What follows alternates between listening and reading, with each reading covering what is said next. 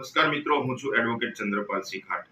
જે આવનારી પોલીસ ભરતી છે એમાં જે નિયમો, જે 2024ની પોલીસ ભરતીમાં જે નિયમો બનાવ્યા હતા, જે હસમુખ પટેલે નિયમો બનાવ્યા હતા, એનાથી ખરેખર ઓબીસી, એસસી, એસટી સમાજના જે ગરીબ મધ્યમ વર્ગના જે ઉમેદવારો હતા એમને ખરેખર ફાયદો થયો છે કે નુકસાન, તે બાબતે આપણે આંકડાકીય માહિતી જોઈએ તો જે ગત 2022ની જે પોલીસ ભરતી હતી એમાં દોડના માર્ક્સ 25 માર્ક્સ રાખવામાં આવ્યા હતા. જે શારીરિક સક્ષમ વિદ્યાર્થીઓ હતા, ખડતલ વિદ્યાર્થીઓ હતા, એ જે 25માંથી 25 માર્ક્સ લાવ્યા હતા અને એ ભરતીમાં પાર્ટ એ અને પાર્ટ બી માં 40% જે જોગવાઈઓ ન હતી, તેમજ જે રક્ષા શક્તિ યુનિવર્સિટીની પણ કોઈ પણ પ્રકારની જોગવાઈ ન હતી, તો તેમાં ઓબીસીના જે 9810ની જે ટોટલ ભરતી હતી એમાં ઓબીસીની 27% લેખે 2648 સીટો હતી. પરંતુ ઓબીસીના જે શારીરિક સક્ષમ વિદ્યાર્થીઓ હતા તેઓ ઓપન મેરિટમાં ખૂબ સારા માર્ક્સ દોડમાં લાવી અને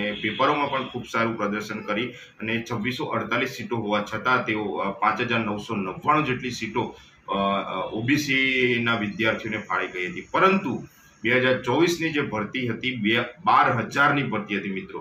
27% લેખે સીટો થવી જોઈએ 3240, પરંતુ તેમાં માત્ર 2900 જેટલા વિદ્યાર્થીઓ ઉમેદવારો પાસ થયા છે અને 340 જેટલા ઉમેદવારો એમાં ઓછા સેટ થયા છે.